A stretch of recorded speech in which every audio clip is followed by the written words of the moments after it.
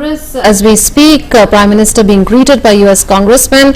He has arrived in the U.S. Congress at the Capitol Hill for his second address here since 2016. He's going to be the first Indian leader to address the U.S. Congress more than once. Those visuals coming in live from Washington, D.C. in the United States. Prime Minister Narendra Modi in the House of Congress, a joint sitting of the Congress that Prime Minister would be addressing in moments from now. This would be his second address to the House of Congress. 2016 was when Prime Minister Narendra Modi first addressed the House of Congress, and after bilateral with President Joe Biden. And we hear the chanting of Modi, Modi in the House of Congress. Those visuals coming in live from Washington, D.C. Prime Minister engaging with leaders in the House.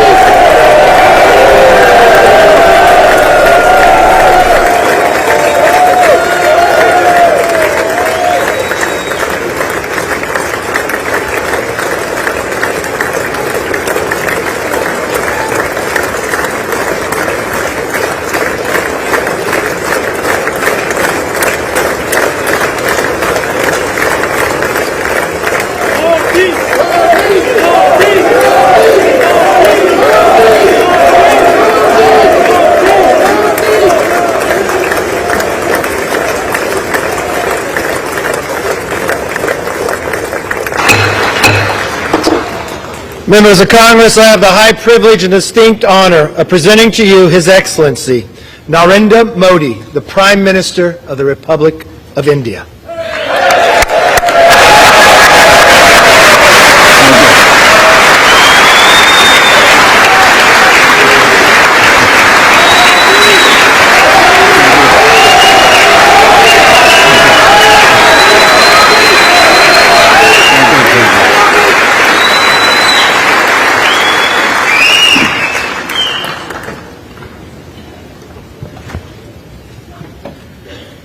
Mr. Speaker, Madam Vice President, distinguished members of the U.S. Congress, ladies and gentlemen, Namaskar.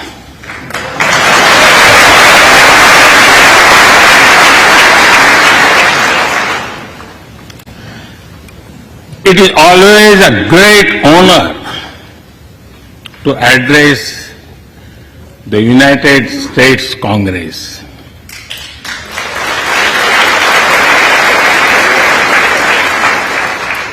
It is an exceptional privilege to do so twice.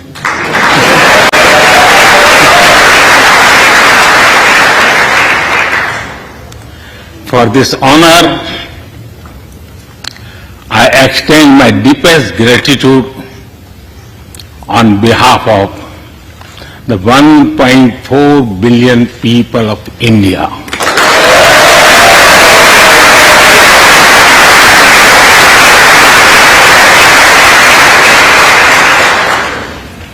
I see that nearly half of you were here in 2016. I feel your warmth as old friends.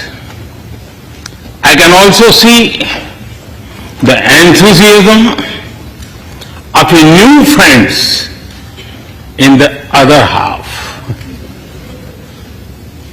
I remember Senator Harry Reid, Senator John McCain, Senator Orrin Hatch, Elijah Cummings, Elsie Hastings, and others who I met here in 2016 and who are sadly no longer with us. Mr. Speaker, standing here 7 Junes ago, that is the June when Hamilton swept all the awards, I said that the hesitations of history were behind us. Now, when our era is at a crossroads, I am here to speak about our calling for this century.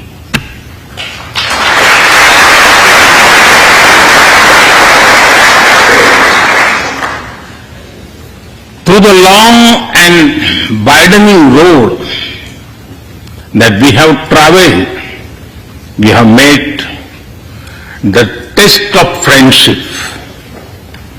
A lot has changed since I came here 7 summers ago. But a lot has remained the same, like our commitment to deepen the friendship between India and the United States.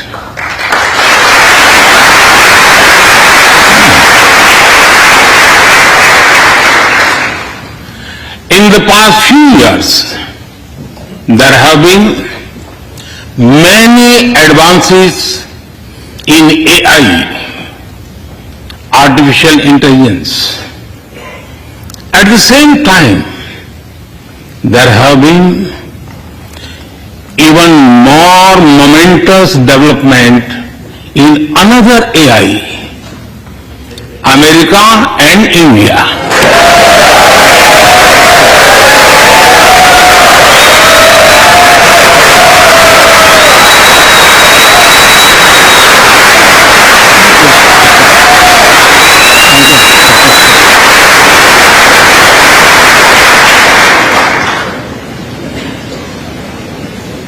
Mr. Speaker and distinguished members, the beauty of democracy is the constant connect with the people, to listen to them and feel their pulse. And I know this takes a lot of time, energy, effort and travel. It is a Thursday afternoon. A fly out there for some of you. So I am grateful for your time. I also know how busy you have been this last month. Being a citizen of a vibrant democracy, myself, I can admit one thing, Mr. Speaker, you have a tough job.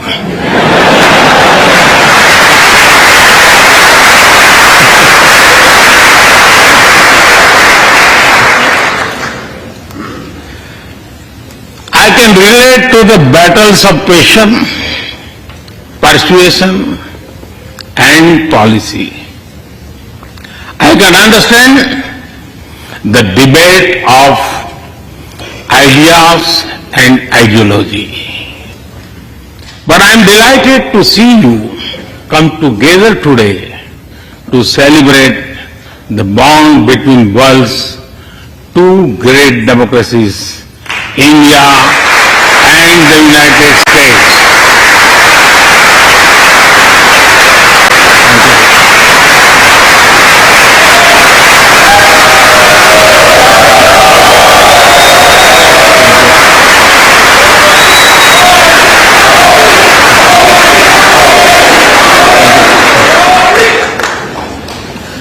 I'm happy to help out.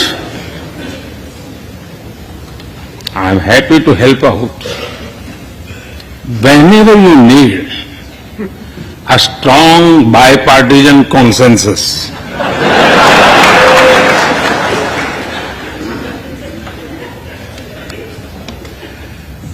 There will be and there must be a contest of ideas at home.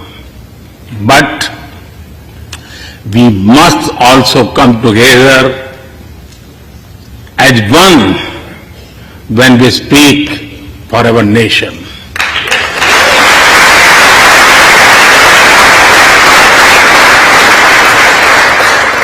And you have shown that you can do it. Congratulations.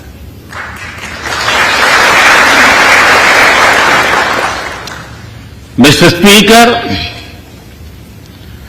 the foundation of America was inspired by the vision of a nation of equal people.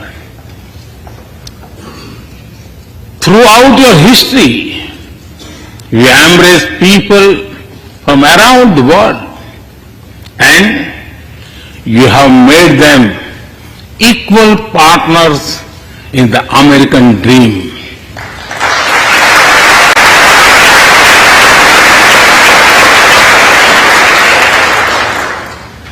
There are millions here who have roots in India.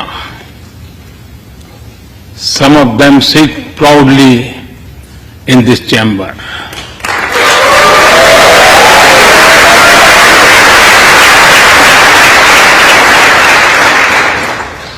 And there is one behind me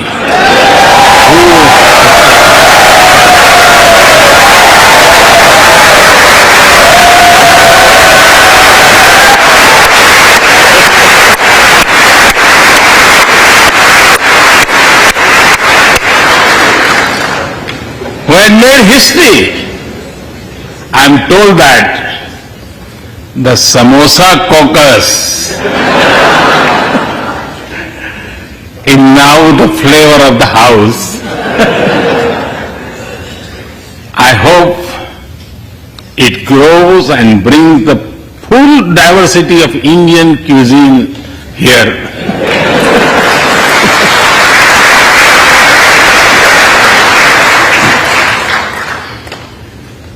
Over 2 centuries, we have inspired each other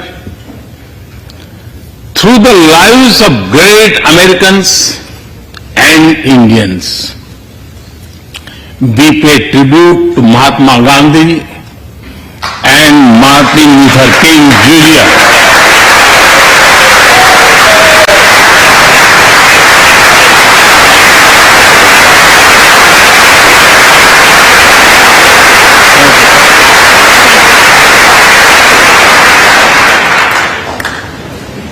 We also remember many others who work for liberty, equality, and justice. Today, I also wish to pay heartfelt tribute to one of them, Congressman John Lewis.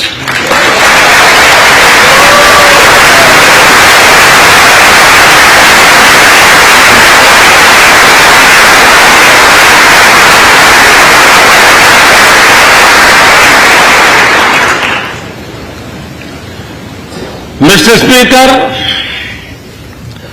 democracy is one of our sacred and shared values. It has evolved over a long time and taken various forms of systems. Throughout history, however, one thing has been clear. Democracy is the spirit that supports equality and dignity.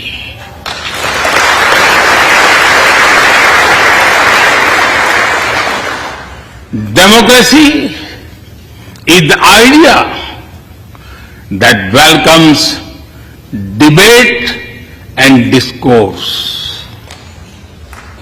Democracy is the culture that gives wings to thought and expression. India is blessed to have such values from times immemorial. In the evolution of the democratic spirit, India is the mother of democracy.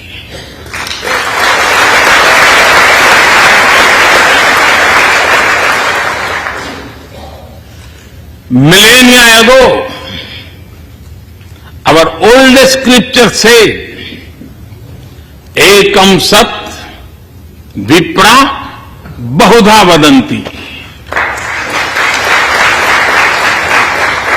It means the truth is one, but the wise express it in a different ways. Now, the US is the oldest and India the largest democracy. Our partnership augurs well for the future of democracy.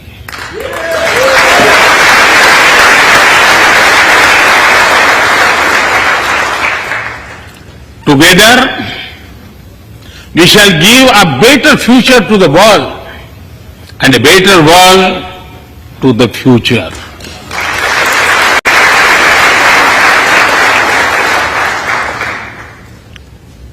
Mr. Speaker, last year, India celebrated 75 years of its independence. Every milestone is important, but this one was a special. We celebrated a remarkable journey of over 75 years of freedom after 1,000 years of foreign rule in one form or another. This was not just a celebration of democracy, but also of diversity. Not just of constitution, but also of its spirit of a social empowerment. Not just of our competitiveness and cooperative federalism, but also of our essential unity and integrity.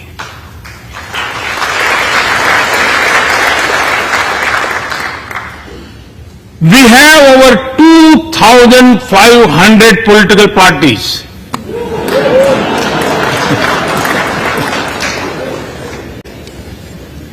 Yes, you heard that right.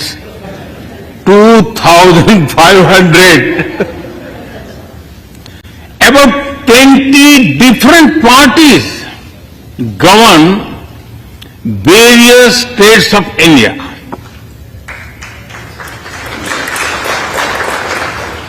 We have 22 official languages and thousands of dialects, and yet we speak in one voice.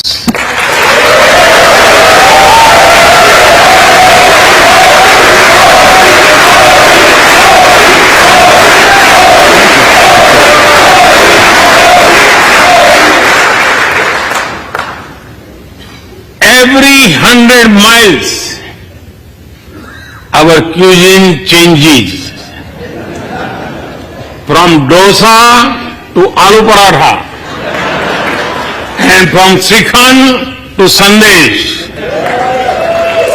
We enjoy all of this.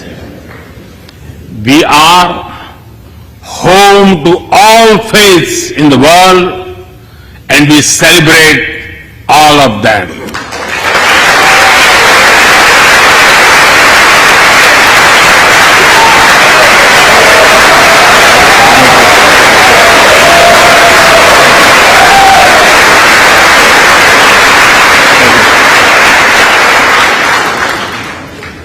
In India, diversity is a natural way of life. Today, the world wants to know more and more about India. I see that curiosity in this house too. We were honored to receive over 100 members of the US Congress in India over the last decade.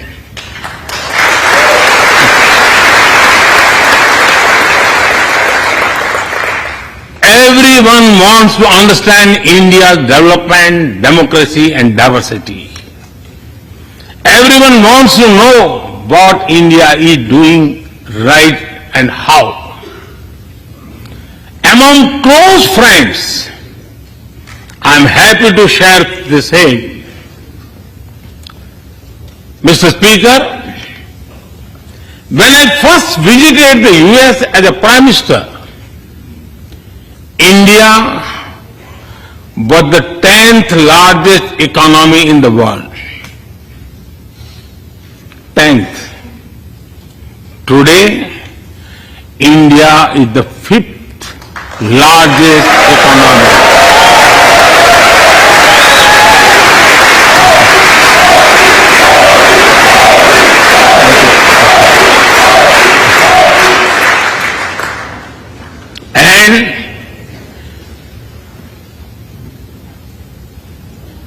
And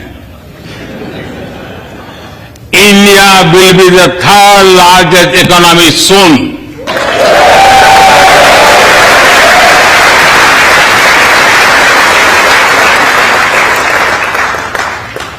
We are not only growing bigger, but we are also growing faster. When India grows, the whole world grows.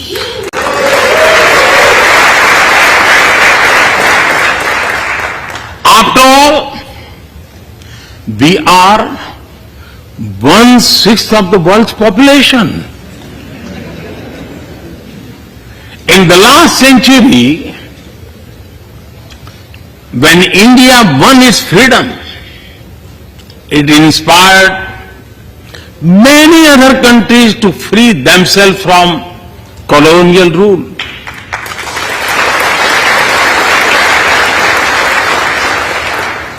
In this century, when India sets benchmark in growth, it will inspire many other countries to do the same.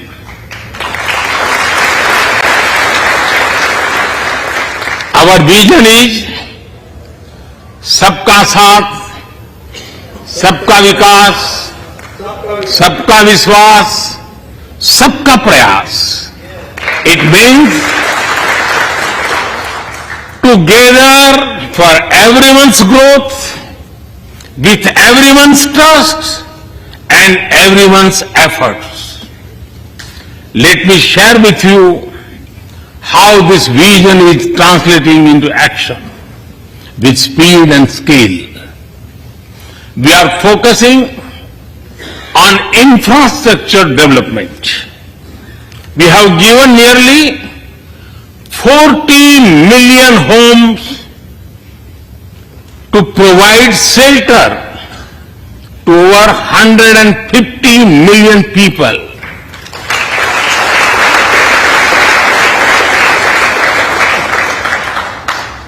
That is nearly 6 times the population of Australia.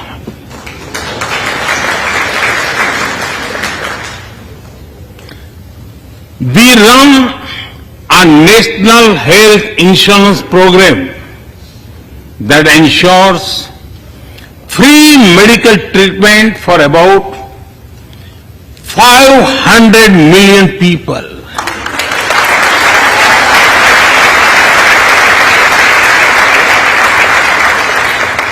500 million people, that is greater than the population of South America. We took banking to the unbanked with the world's largest financial inclusion drive. Nearly 500 million people benefited. This is close to the population of North America. We have worked on building Digital India. Today, there are more than 850 million smartphones and internet users in the country.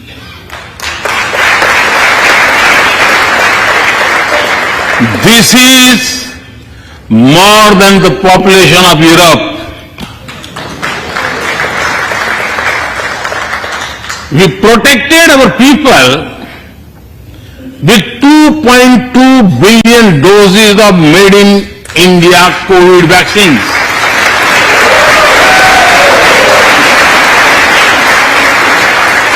And that too free cost.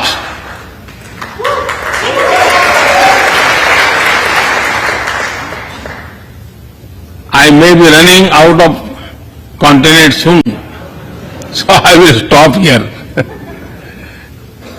Distinguished members, the Vedas are one of the world's oldest scriptures.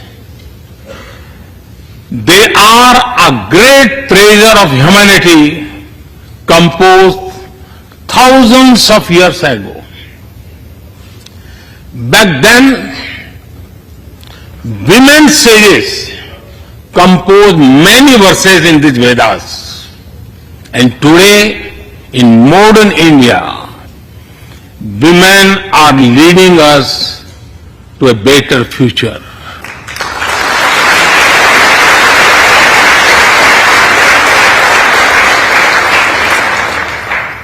India's vision is not just of development which benefits women. It is of women-led development where women lead the journey of progress.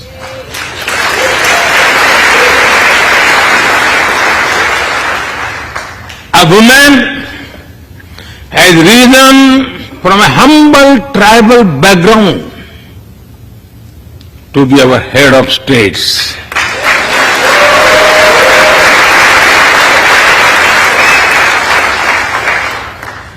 Nearly 1.5 million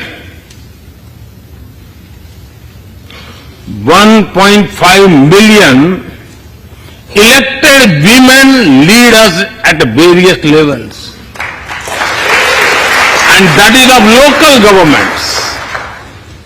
Today, women serve our country in the Army, Navy, and Air Force. India also has the highest percentage of women airline pilots in the world.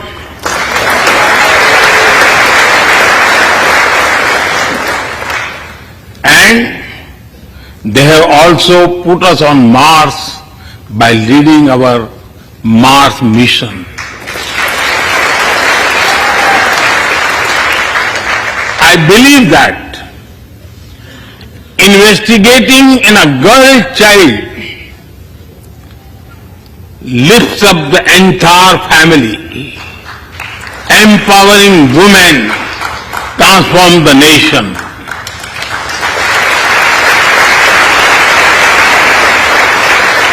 Mr. Speaker, India is an ancient nation with a youthful population. India is known for its traditions, but the younger generation is also making a hub of technology, be it creative reels on Insta or real-time payments. Coding or quantum computing, machine learning or mobile apps, fintech or data science. The youth of India are a great example of how a society can embrace latest technology. In India, technology is not about innovation. but also about inclusion. Today, digital performance are empowering the rights and dignity of people while protecting privacy. In the last 9 years, over 1 billion people got a unique digital biometric identity connected with their bank accounts and mobile phones. This digital public infrastructure helps us reach citizens within seconds with financial assistance. 850 million people receive direct benefit financial transfers into their accounts. 3 times a year, over 100 million farmers receive assistance in their bank accounts at the click of a button. The value of such transfer has crossed $320 billion. And we have saved over $25 billion in the process. If you visit India, you will see everyone is using phones for payments, including street vendors. Last year, out of every 100 real-time digital payments in the world, 46 happened in India.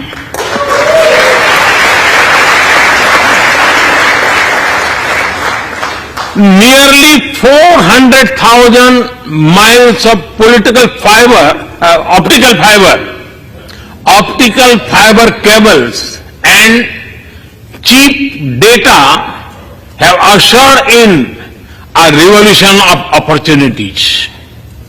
Farmers check weather updates, the elderly get social security payments, students access scholarships, doctors deliver telemedicine, fishermen check fishing grounds, and small businesses get loans with just a tap on their phones. Mr. Speaker, a spirit of democracy, inclusion, and sustainability defines us. It also shapes our outlook to the world. India grows while being responsible about our planet. We believe Mata Bhumihi Putro Aham Prithviya. This means the earth is our mother and we are her children. Indian culture deeply respects the environment and our planet.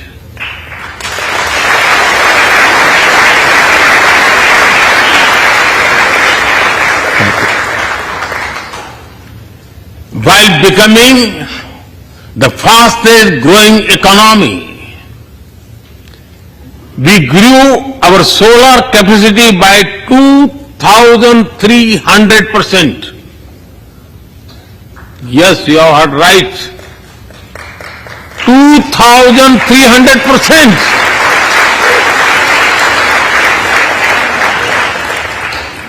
We became the only G20 country to meet its Paris commitment.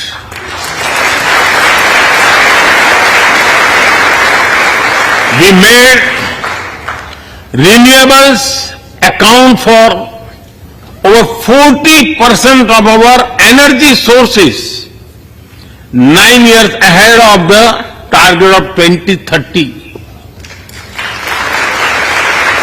But we did not stop there. At the Glasgow summit, I proposed Mission Life, lifestyle for environment. This is a way to make sustainability a true people's movement. To leave it to be the job of governments alone. By being mindful in making choices, every individual can make a positive impact.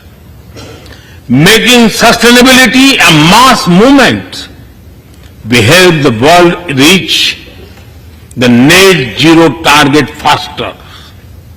Our vision is pro-planet progress.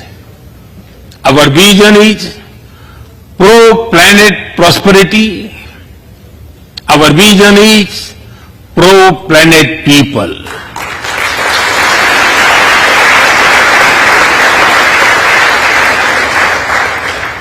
Mr. Speaker, we live by the motto of Vasudhaiva Kutumbakam, or the world is one family.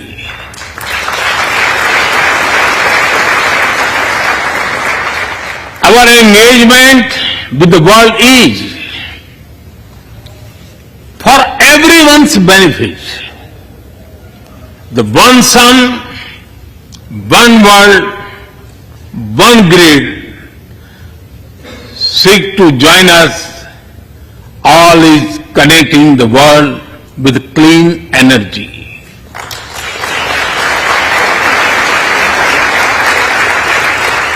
One Earth, One Health is a vision for global action to bring quality health care to everyone, including animals and plants.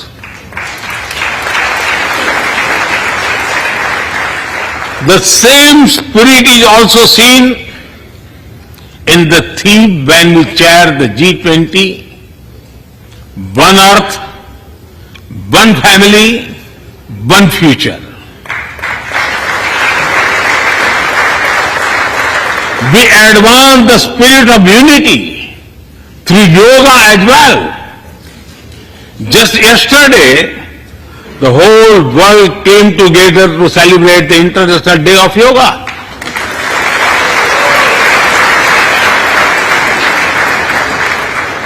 Just last week, all nations joined our proposal at the UN to build a memorial wall to honor the peacekeepers. And this year, the whole world is celebrating the International Year of Millets to promote sustainable agriculture and nutrition alike. During COVID, we delivered vaccines and medicines to over 150 countries. We reach out to others, being disaster at first respondents, as we do for our own. We share our modest resources with those who need them the most. We build capabilities, not dependencies.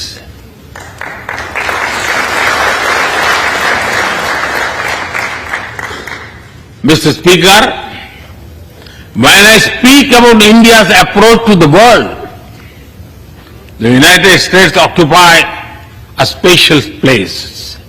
I know. Our relations are of great importance to all of you. Every member of this Congress has a deep interest in it. When defense and aerospace in India grow, industries in the state of Washington, Arizona, Georgia, Alabama, South Carolina, and Pennsylvania thrive.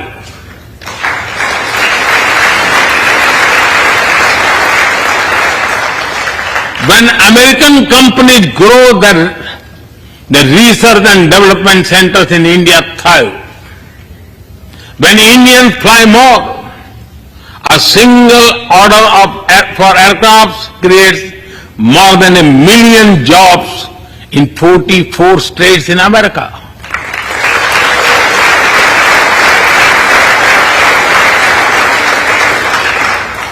When an American phone makers invest in India, it creates an entire ecosystem of jobs and opportunities in both countries.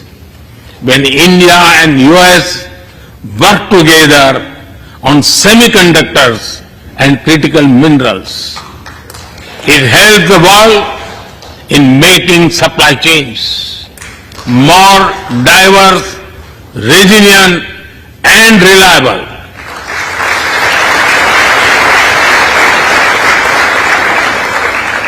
Indeed, Mr. Speaker, we were strangers in defense cooperation at the turn of century. Now, the United States has become one of our most important defense partners.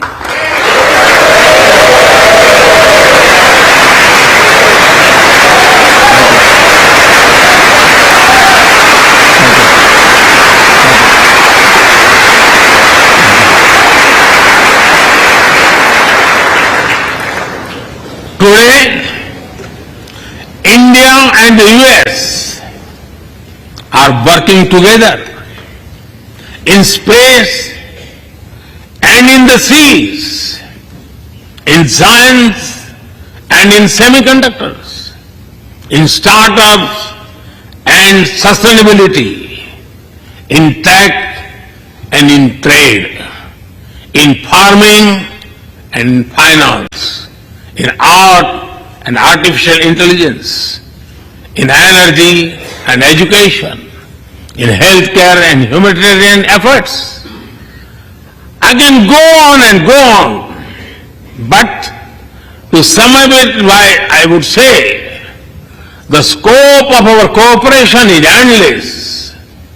The potential of our synergies is limitless, and the chemistry in our relations is effortless.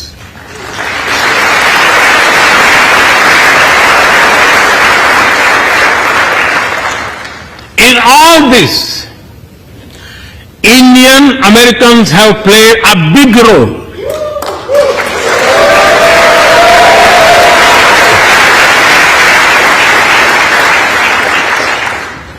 They are brilliant in every field, not just in spelling bee.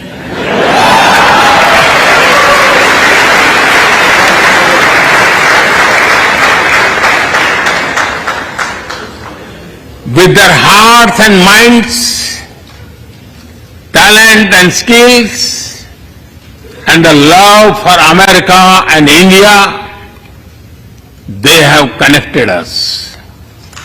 They have unlocked doors. They have shown the potential of our partnership.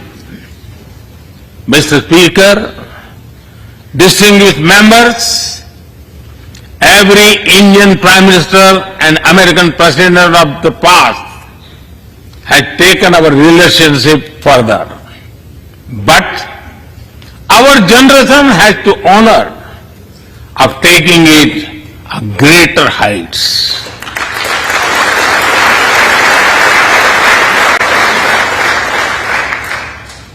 I agree with President Biden that this is a defining partnership of this country, because it serves a larger purpose: democracy, demography, and destiny give us the purpose. One consequence of globalization has been to cover over concentration of supply chains. We will work together to diversify, decentralize, and democratize supply chains.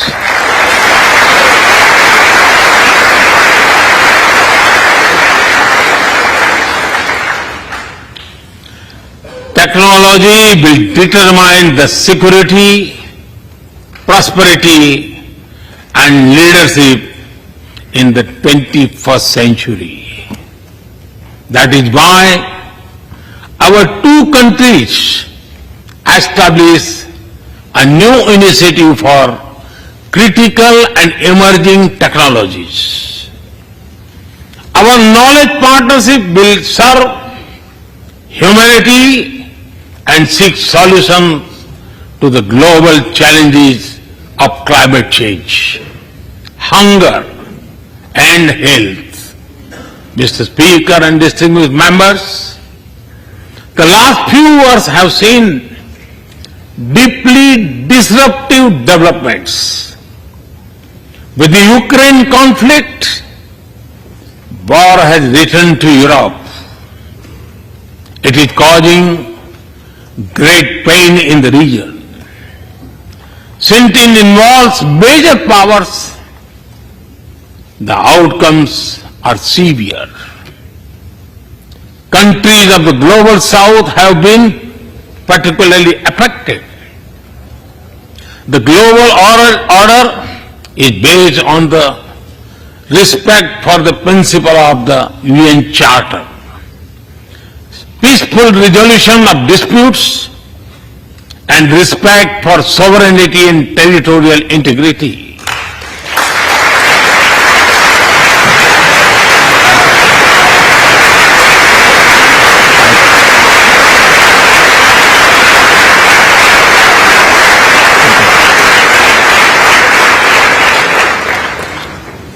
As I have said directly and publicly, this is not an era of war.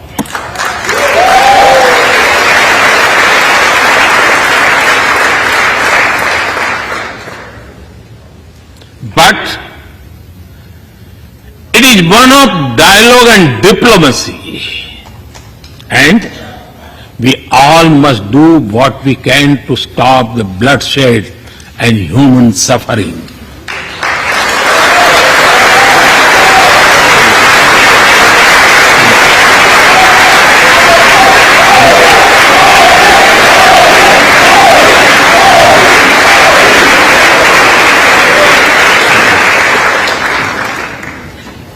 Mr. Speaker,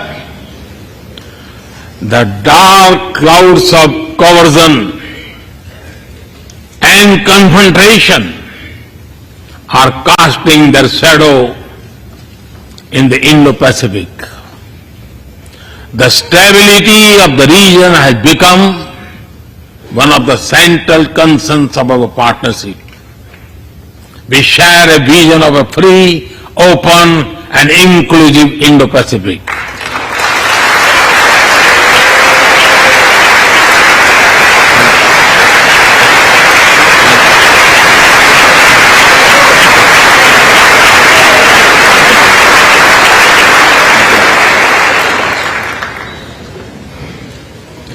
Connected by secure seas, defined by international law, free from domination, and anchored in ASEAN centrality.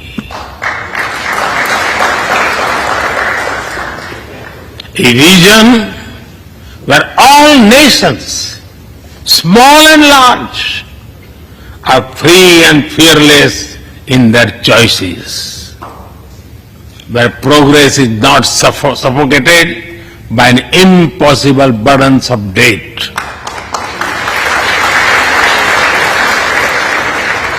Where connectivity is not leveraged for strategic purposes, where all nations are lifted by the high tide of shared prosperity.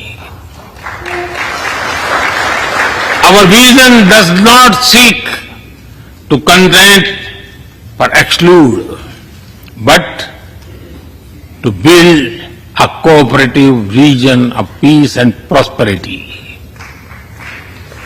We work through regional institutions and with our partners from within the region and beyond. Of this, Code had emerged as a major force of good for the region.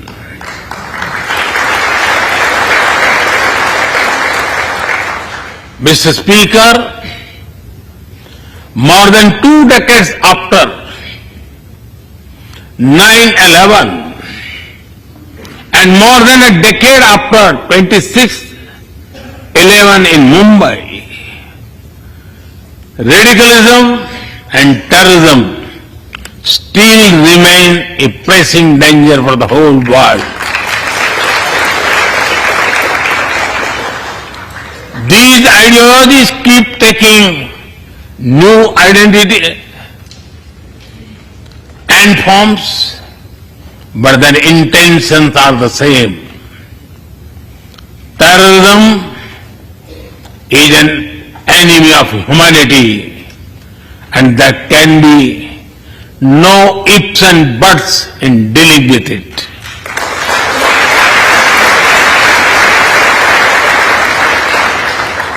We must overcome all such forces sponsoring and exporting terror.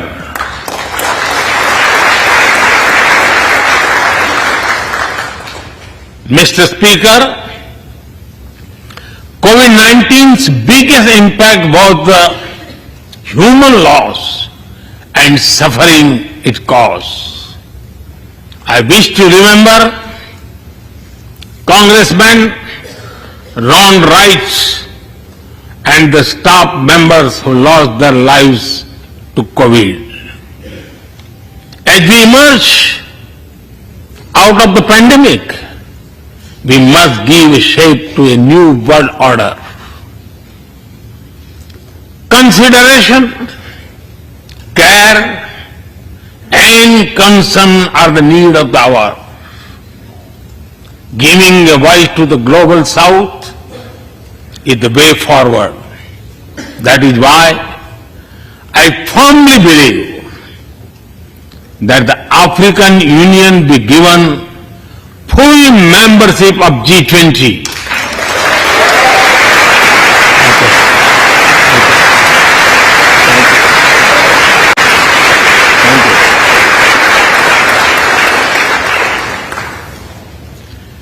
We must revive multilateralism and reform multilateral institutions. With better resources and representation that applies to all our global institutions of governance, especially the United Nations. When the world has changed, our institutions too must change, or risk getting replaced by a world of rivalries without rules. In working for a new world order based on international law, our two countries will be at the forefront as partners.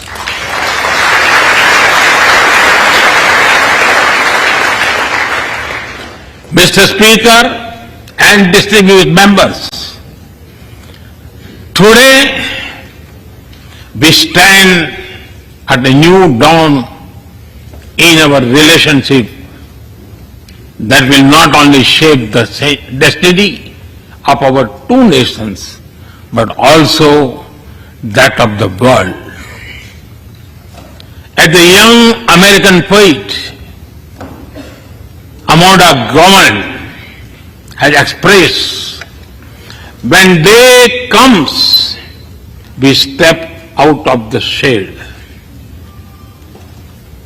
Aflame and unafraid, the new dawn blooms as we free it.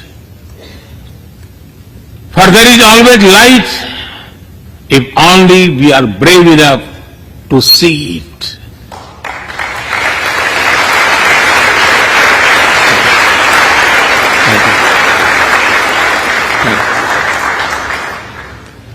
Our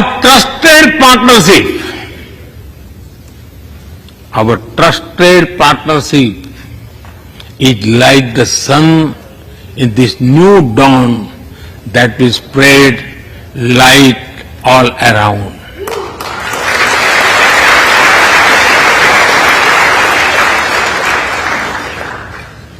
I am reminded of a poem that I once wrote. आसमान में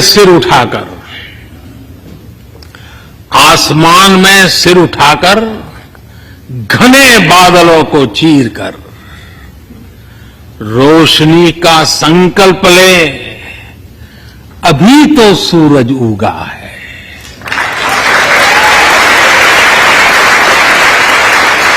अभी तो सूरज उगा है। दृढ़ निश्चय के साथ चलकर हर मुश्किल को पार कर घोर अंधेरे को मिटाने अभी तो सूरज उगा है।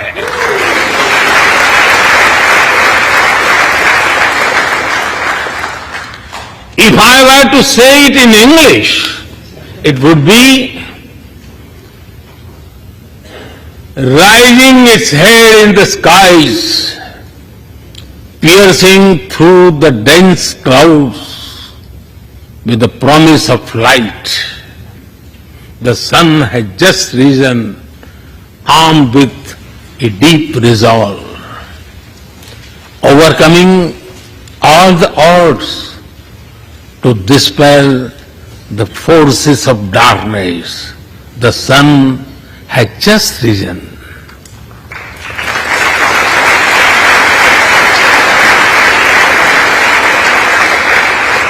Mr. Speaker and distinguished members, we come from different circumstances and history, but we are united by a common vision and by a common destiny. When our partnership progresses, economic resilience increases, innovation grows, science flourishes, knowledge advances, humanity benefits, our seas and skies are safer, democracy will shine brighter, and the world will be a better place. That is the mission of our partnership. That is our calling for this century. Mr. Speaker and distinguished members, even by the high standards of our partnership, this visit is one of the great positive transformation. Together, we shall demonstrate that democracy is better and democracy deliver.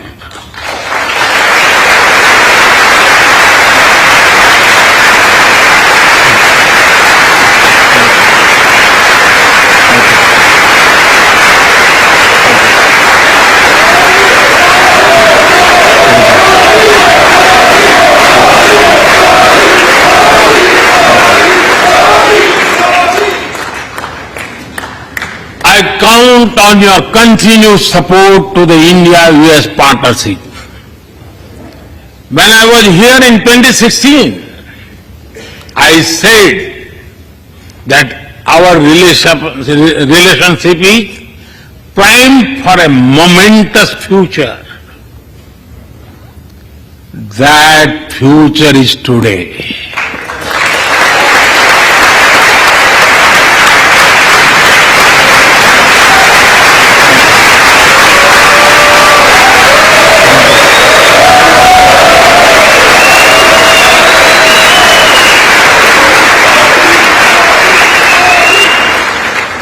Thank you once again, Mr. Speaker, Madam Vice President, and the distinguished members of this honor.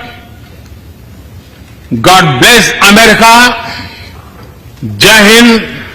Long live India-US friendship. Thank you.